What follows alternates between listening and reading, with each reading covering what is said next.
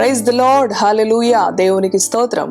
మరి యొక్క ఉదయకాలం ప్రభు యొక్క మాటలు ధ్యానం చేసుకోవటం మనకెంతో ఆశీర్వాదకరం. ప్రియ దేవుని బిడ్డలారా, మరి యొక్క భక్తుని యొక్క జీవితమును ఈ ఉదయకాలం కూడా ప్రభు మన ముందు ఉంచబోతూ ఉన్నాడు. ఈ జనవరి మాసంలో ఈ భక్తుల యొక్క జీవిత అనుభవాలను బట్టి కేవలం మన ఆత్మీయ జీవితం ప్రోత్సహించబడాలని, మన ప్రార్థనా జీవితం శక్తివంతముగాను, మరి దేవుని యొక్క వాక్యమును ధ్యానించుటలో మనము కూడా నూతనీకరించబడి దేవునికి సన్నిహితంగా జీవించాలి అన్న ఉద్దేశముతో కేవలము మిమ్మలను ప్రోత్సహించడానికి ప్రభు ఇచ్చిన ప్రేరణను బట్టి ముందుకి కొనసాగుతూ ఉన్నాము. ప్రియ దేవుని బిడలారా, ఈ దినము మరి యొక్క శక్తివంతమైన ఆత్మీయ జీవితమును జీవించి దేవుని మహిమ కొరకు ఇంకను సజీవ సాక్ష్యాలుగా కొనియాడబడుతున్న భక్తుల్లో మరి యొక్క భక్తుడు భక్త్ సింగ్ యొక్క జీవిత అనుభవాలను క్లుప్తంగా తెలుసుకుందాం. పరిశుద్ధ గ్రంథంలో నుంచి 119వ కీర్తన 105వ అధ్యాయమును 105వ వచనమును చదువుకుందాం. నీ వాక్యము నా పాదములకు దీపమును, నా త్రోవకు వెలుగునై ఉన్నది. హల్లెలూయా.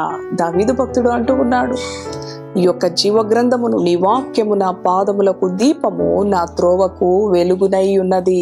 అటు రీతిగానే ఈరోజు మనము నేర్చుకోబోతున్న భక్తుని యొక్క జీవిత అనుభవాలలో ప్రియ సహోదరి సహోదరుడా, భక్త్ సింగ్ కూడా దేవుని వాక్యాన్ని ఎంతో అమితముగా ప్రేమించిన సేవకుడు. అవును, తన దినచర్యలో 14 గంటలు దేవుని వాక్యమును చదవడానికి సమయమును వెచ్చించిన భక్తుడు. ప్రియ దేవుని బిడలారా, నీ వాక్యము నా పాదములకు దీపము, నా త్రోవకు వెలుగు. అవును, దేవుని వాక్యము జీవము కలిగినది, శక్తి కలిగినది. అటు రీతిగా ఈ యొక్క భక్తుని అనుభవాలను క్లుప్తంగా నేర్చుకుందాం. మరి పంజాబ్ రాష్ట్రంలో లోహార్ అనే ప్రాంతంలో జన్మించాడు. 1903వ సంవత్సరంలో ఈ భక్త్ సింగ్ సిక్ మతంలో నుంచి మరి తల్లిదండ్రులు ఎంతో నిష్ఠాభక్తులతో ఈ యొక్క జీవితం కుటుంబం ఉంటూ ఉండేది. మరి అటువంటి భక్తి కలిగిన కుటుంబములో ఈ భక్త్ సింగ్ తన యొక్క విద్యాభ్యాసములో వెళుతూ ఉండగా క్రైస్తవులంటే ద్వేషం, దేవుని బిడలంటే కోపం. అటువంటి అనుభవంలో ఒక రోజున తన యొక్క విద్యాభ్యాసము చేస్తున్న పాఠశాలలో ఒక బహుమతిని అతను పొందుకుంటాడు. ఆ యొక్క బహుమతి బైబిల్ రూపంలో అతనికి ఇవ్వబడుతున్నది. ప్రియ దేవుని బిడ్డలారా, అటువంటి సమయంలో అతడు ఆ బైబిల్ని ఎంతగానో ద్వేషించే అనుభవం కలిగిన ఆ యొక్క విధానములో పైనున్న ఆ అట్టను మాత్రము అందంగా ఉన్నది అని ఆ అట్ట మాత్రము భద్రపరుచుకొని ఆ బైబిల్ లోపల ఉన్న ఆ పేజీలన్నీ కూడా, ఆ కాగితాలన్నీ కూడా అగ్నిలో కాల్చివేసిన అనుభవం భక్త్ సింగ్ కలిగి ఉన్నాడు తన యవ్వన కాలంలో. ప్రియ దేవుని బిడలారా, అటు రీతిగా క్రైస్తవులను ద్వేషిస్తూ ఎంతో నిష్ఠాభక్తులతో తల్లిదండ్రులు చేస్తున్న ఆ యొక్క విగ్రహారాధనలో మరి పాల్గొంటూ ఉండే ఆ అనుభవం కలిగిన ఈ భక్త్ సింగ్ ఒక దినమున తన యవ్వన కాలంలో ఈ లోకాన్ని నేను ఎంతగానో అనుభవించాలి, ఈ లోకములో ఉన్న ఆనందాన్ని నేను స్వతంత్రించుకోవాలి, మరి ఈ లోకములో సకల విధములైన ఆనందాన్ని నేను పొందుకోవాలి, ఈ లోకములో ఉన్న ఆనందాన్ని నేను అనుభవించాలి, అనేక దేశాలు తిరగాలి, అనేక ప్రాంతాలు తిరగాలి అన్న ఆలోచనతో తన తల్లి దగ్గరికి వచ్చి విన్నవించుకుంటాడు. నేను ఇంగ్లాండ్ దేశము వెళ్ళాలనుకుంటున్నాను, నన్ను పంపించు అని చెప్పినప్పుడు తన తల్లి ఒక మాట చెప్తుంది, నీవు వెళితే వెళ్ళావు, కానీ నాకు ఒక మాట ఇవ్వు, నువ్వు ఇంగ్లాండ్ దేశము వెళ్ళినప్పటికీ కూడా నీ యొక్క మతము నుంచి నీవు వేరవకూడదు అని, నీ యొక్క నిష్ఠా భక్తిని నీవు కలిగి ఉండాలి అని చెప్పి తన యొక్క తల్లి చెప్పినప్పుడు, నేను ఆ విషయంలో ఎంతో ఖచ్చితంగా ఉంటాను, నీకు తెలుసు కదా అని తల్లితో చెప్పినప్పుడు తల్లి ఇంగ్లాండ్ దేశము వెళ్ళడానికి తన తండ్రి ద్వారా మరి అతనిని ప్రోత్సహించి పంపించడం జరుగుతున్నది. ప్రియ దేవుని బిడలారా, అటువంటి సమయంలో మరి కేవలము 3 నెలల్లోనే భక్త్ సింగ్ జీవితంలో మార్పు వచ్చేస్తుంది. మామూలుగా అయితే ఈ సిక్ మతంలో ఉన్నవారు వారి యొక్క వెంట్రుకలను కత్తిరించరు, కానీ ఈ ఇంగ్లాండ్ దేశం వెళ్ళిన 3 నెలలకు భక్త్ సింగ్ తన తల వెంట్రుకలను కత్తిరించడం, అలానే మరి ఒక నాస్తికుడుగా మారిపోతాడు. లోకంలో అన్ని విధములైన వ్యసనాలకు గురవుతాడు. ఒక బంగారుపు సిగరెట్ పెట్టెలో సిగరెట్లను కాలుస్తూ, ఈ బంగారుపు పెట్టె నా దగ్గర ఉన్నది అని ఎంతో అతిశయముతో లోకాన్ని అనుభవిస్తూ వ్యర్థమైన స్నేహాలు, వ్యర్థమైన వ్యసనాలలో మరి ఉంటూ ఉండగా అనుకున్న రీతిగా కెనడా దేశము వెళ్ళటం జరుగుతున్నది తన స్నేహితులతో. ఆ సమయంలో ఓడలో ప్రయాణమై వెళుచూ ఉండగా ఆ ఓడ పై భాగములో మరి దేవుని బిడ్డలు ఆరాధిస్తూ ఉంటారు.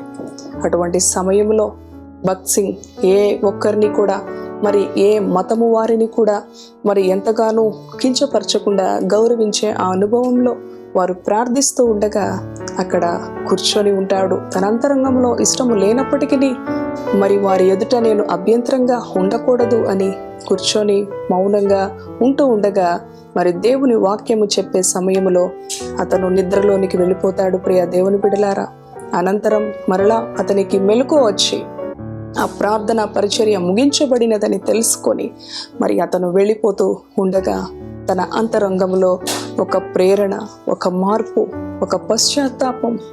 ఎందుకంటే లోకములో ఎంతగానో తను ఆనందించినప్పటికీ నిజమైన ఆనందం, సమాధానం అతని అంతరంగంలో లేదు.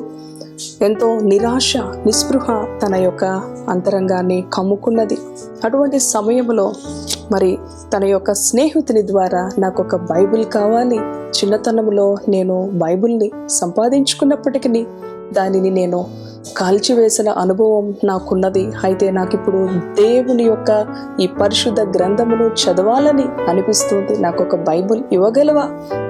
తన స్నేహితుని అడిగినప్పుడు క్రిస్మస్ రోజున ఒక బహుమతిగా తన స్నేహితుడు క్రొత్త నిబంధన గ్రంథాన్ని తనకి బహుమతిగా ఇవ్వడం జరుగుతుంది. ప్రియ సహోదరి, సహోదరుడా, దేవుని యొక్క గ్రంథాన్ని కొన్ని గంటలు, దినాలు పఠించి దేవుని యొక్క శక్తిని పొందుకున్నాడు భగత్ సింగ్. క్రీస్తు బిడ్డగా మార్చబడ్డాడు. కొన్ని రోజులకు ఇండియా దేశం వచ్చి మరి తను ఇంజనీర్గా జాబ్ చేస్తూ ఉన్న సమయంలో యేసుక్రీస్తు తనతో మాట్లాడుతూ ఉంటాడు. నీవు నా సేవ చేయాలి, నీవు నాకు కావాలి భగత్ సింగ్, నీవు నా పని చేయాలి అని చెప్పినప్పుడు, ప్రభువా నేను జాబ్ చేసి నాకొచ్చిన ద్రవ్యం అంతా కూడా నీ పని కొరకు వెచ్చిస్తాను, నాకు నీ జాబు, నీ ద్రవ్యం కాదు, నీవు కావాలి అని చెప్పినప్పుడు దేవుని మాటకు విధేయత చూపుతాడు. తల్లిదండ్రులు వ్యతిరేకిస్తారు, నీవు ఆ దేవుణ్ణి విడిచిపెట్టాలి, లేకపోతే నీవు మా ఇంటికి రాకూడదు, మాతో పాలిభాగం నీకు లేదు అని చెప్పి తన బంధువులు, స్నేహితులు, కుటుంబీకులు అందరూ కూడా దూరమైపోతారు. అయినప్పటికీ కూడా దేవుడు, ప్రభు అయిన యేసుక్రీస్తు, భగత్ సింగ్ నేను నీకు ఉన్నాను, నీవు మనుషులను కాదు, నీ ఏ అవసరతైనా నేను తీరుస్తాను. దేవుని యందు విశ్వాసముతో గొప్ప పరిచర్య చేసిన వ్యక్తి. ప్రియ దేవుని బిడ్డలారా, తన యొక్క సేవా జీవితంలో విజయ రహస్యం బైబిల్ ధ్యానించటం, ప్రార్థించటమే నా విజయ రహస్యం అని తెలిపిన వ్యక్తి ఈ భగత్ సింగ్. ఒక రోజున బిల్లీ గ్రహం స్విట్జర్లాండ్లో దేవుని యొక్క మరి పరిచర్యలు ఏర్పరిచినప్పుడు అనేక మరి దేశాల నుంచి ప్రజలు వచ్చినప్పుడు ఒక గదిలో 4 ఉండవలసిన ఆ సమయంలో తనతో పాటు ఉన్న 3 నిద్రిస్తున్నప్పటికీ ఈ భగత్ సింగ్ నిద్రించకుండా ప్రార్థిస్తూనే ఉండే అనుభవంలో తన స్నేహితులు ప్రశ్నించారు, నువ్వెప్పుడు నిద్రిస్తావు?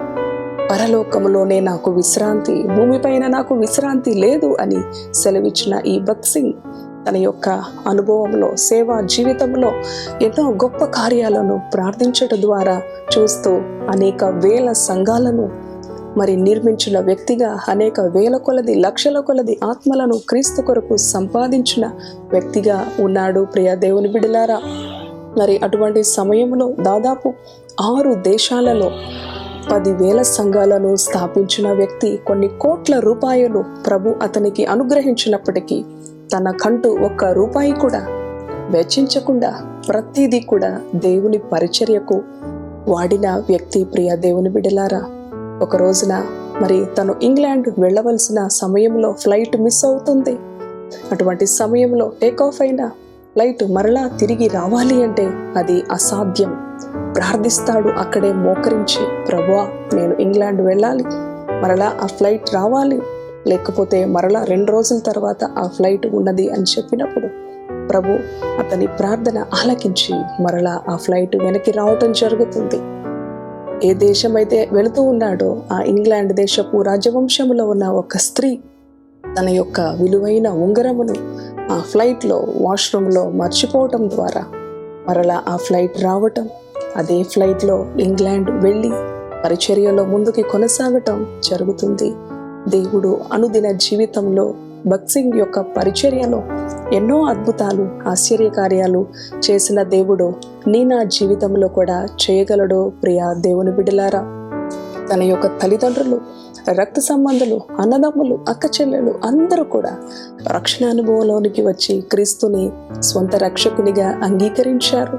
అవును, ఎటువంటి డబ్బుకి, పేరుకి ఆశపడకుండా ఎల్లప్పుడూ కూడా మోకాళ్ళ ప్రార్థన అనుభవంలో, అలాగే బైబిల్ ధ్యానములో ఉంటూ ఎంతో విజయవంతమైన పరిచర్య చేస్తూ దేవునికి మహిమకరంగా జీవించిన వ్యక్తి భగత్ సింగ్. మరి 2000 సంవత్సరంలో సెప్టెంబర్ 17వ తేదీన ప్రభువునందు నిద్రించాడు. తను 10,000 సంఘములను స్థాపించిన ఆ అనుభవం గిన్నీస్ రికార్డులో కూడా మరి ప్రియ దేవుని బిడలారా మరి ఎంతగానో ప్రశంసించబడడానికి మరి దేవుడు ఆ యొక్క కృపను అనుగ్రహించాడు. భగత్ సింగ్ యొక్క సేవా అనుభవములో చదువుకున్న వాక్యములో, నీ వాక్యము నా పాదములకు దీపం, నా త్రోవకు వెలుగు. దేవుని వాక్యాన్ని ఎంతో అధికంగా ప్రేమించిన వ్యక్తి, దేవుని వాక్యాన్ని హత్తుకొని దేవుని వాక్యమును దినములో 14 గంటలు ధ్యానం చేసి పఠించి వాక్యానుసారంగా జీవిస్తూ అనుదినము శక్తివంతమైన జీవితాన్ని, అద్భుతాలను, ఆశ్చర్యాలను రుచిస్తూ దేవుని కొరకు గొప్ప సాక్ష్యాన్ని కాపాడుకొని ఈ రోజుకి కూడా కొనియాడబడుతున్న ఈ భగత్ సింగ్ యొక్క జీవితం వలె మన జీవితము కూడా ప్రభువుకి ఇష్టంగా ఉండాలని ప్రభు ఆశిస్తూ ఉన్నాడు. ఈ నూతన సంవత్సరం మనము కూడా ఒక మంచి నిశ్చయత కలిగి, నీ వాక్యమును నేను ప్రేమిస్తాను, నీ వాక్యము జుంటె తేనె దారల కన్నా మధురమైనది, నీ వాక్యము నా పాదములకు దీపం, నా త్రోవకు వెలుగు, నేను కూడా అనుదినము ఈ వాక్యమును పఠిస్తాను, ప్రార్థిస్తాను అని ప్రార్థిద్దాం. మన యొక్క ఆత్మీయ జీవితాన్ని విజయవంతంగా ముందుకి కొనసాగిద్దాం. ఇట్టి మాటలు ప్రభు మన వినికిడిలో దీవించునుగాక. ప్రార్థన చేసుకుందాం.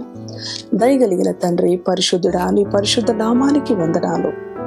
ఈ ఉదయకాలం ప్రభువా, భగత్ సింగ్ యొక్క జీవిత అనుభవాలు క్లుప్తంగా మేము నేర్చుకునడానికి నీవు మాకు ఇచ్చిన ఈ కృపను బట్టి నీకు స్తోత్రాలు తండ్రి. తండ్రి నాయన, ఈ భక్తుల యొక్క జీవితాలు ఈ సంవత్సరపు ఆరంభ నెలలో మేము నేర్చుకొని చూడగా కేవలం మా ప్రార్థనా జీవితం, మా ఆత్మీయ జీవితం శక్తివంతముగా మారాలి అన్న ఉద్దేశముతో, మాకు ప్రేరణగా, ప్రోత్సాహకరంగా ఈ భక్తుల అనుభవాలు ఉన్నాయి అన్న ఉద్దేశముతో మాకు తెలియచేస్తూ ఉండగా ప్రభువా, మా జీవితంలో నీ వాక్యమునకు, ప్రార్థనకు ప్రాధాన్యత ఇచ్చి గొప్ప కార్యాలు, విజయవంతమైన ఆత్మీయ జీవితమును మేము జీవించే కృప అనుగ్రహించమని ఈ మాటలు విన్న ప్రతి బిడ్డను ఆశీర్వదించండి. ఏ శ్రమలో, ఏ ఇబ్బందిలో, ఏ వేదనలో ఉన్నారో ప్రభువా, ప్రతి సమస్య నుంచి తండ్రి నాయన నీ వాక్యపు వెలుగులో నీ బిడ్డలకి విడుదల అనుగ్రహించమని, విజయవంతమైన జీవితము అనుగ్రహించమని యేసు పరిశుద్ధ నామములో ప్రార్థిస్తున్నాను తండ్రి. ఆమేన్, ఆమేన్. Praise the Lord. God bless you. Thank you.